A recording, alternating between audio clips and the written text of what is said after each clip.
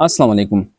आज की इस वीडियो में हम माइट जो नेक्स्ट मॉडल वर्ब है इसके यूजेस करेंगे। माइट जो है आप कह भी सकते हैं कि ये मे का सेकंड फॉर्म भी है, मे एंड माइट। मैं बार बार कह रहा हूँ कि ये मॉडल वर्ब जो है अक्सर इनकी जो यूजेस है ये मतलब सेम होते हैं, ठीक है। मिसाल के तौर पर आप देखें, माइट जो है ये भी पोलाइट रिक्वेस्ट के लिए हम यूज़ कर सकते हैं, इस तरह वुड भी कर सकते हैं, कुड भी कर सकते हैं, ठीक है। तो सेम टू सेम यूज़ है माइट का भी कि आपने ये पोलाइट रिक्वेस्ट के लिए जो मतलब मुद्दबाना दरख्वास्त जिसको आप उर्दू में कहते हैं उसके लिए आप यूज़ कर सकते हैं। मिसाल के तौर पर मैंने सेंटेंस लिखा है कि might I borrow your pen please, might I borrow your pen please, यानी मैं आपका पेन या कलम ले सकता हूँ मेहरबानी, मतलब दरख्वास्त करता है ये बंदा, ठीक है। या दूसरा देखिए, might I use your phone please, मैं आपका फ़ोन इस्तेमाल कर सकता हूँ, बराए मेहरबानी मैं आपका फ़ोन इस्तेमाल कर सकता हूँ। तो ये एक पोलाइट रिक्वेस्ट है, ठीक है। फर्स्ट यूज़ इसका ये हो गया। सेकंड जो है अगेन ये परमिशन के लिए यूज़ होता है, जिस तरह मे परमिशन के लिए यूज़ हो सकता था इस तरह माइट भी यूज़ हो सकता है।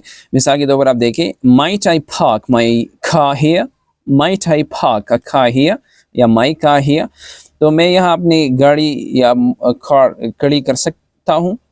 तो ये है परमिशन, यानी इजाज़त मांगता है, तो माइट भी यूज़ कर सकते हैं, मे भी यूज़ कर सकते हैं आप, ठीक है। नेक्स्ट जो इसका यूज़ है दैट इज़ फॉर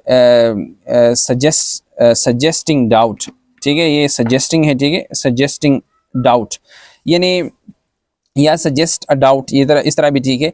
यानी बाज़ औक़ात इस तरह होता है कि आप किसी चीज़ के बारे में, किसी स्टेटमेंट के बारे में, किसी बंदे के बारे में आप क्या हो, डाउटफुल हो, मतलब आपको शक हो, तो फिर उस शक के लिए भी आप क्या कर सकते हैं, माइट का इस्तेमाल कर सकते हैं। मिसाल के तौर पर एक कार है और वो दूर है और फिर आप यकीन से नहीं कह सकते कि किस का कार है, तो आप सिंपली कह सकते हैं शक के अंदाज में कि दैट माइट बी और कार, ठीक है। तो ये माइट यहाँ क्या शो करता है, it shows a kind of doubt.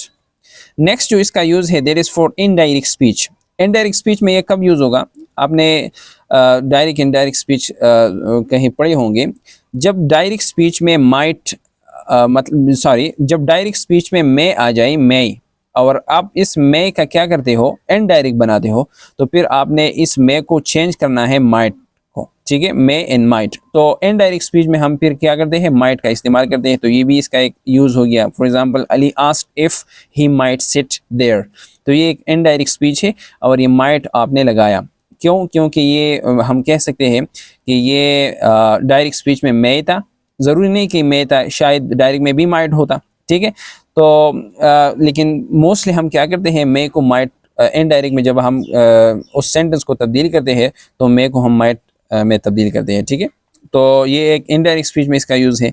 Next जो इसका यूज़ है देयर इज़ फॉर सर्टेनिटी, और ये लेस देन 50% होगा। मिसाल के तौर पर वेयर इज़ ही, वो कहाँ है, और आपको जवाब मिलता है कि he might be in his room.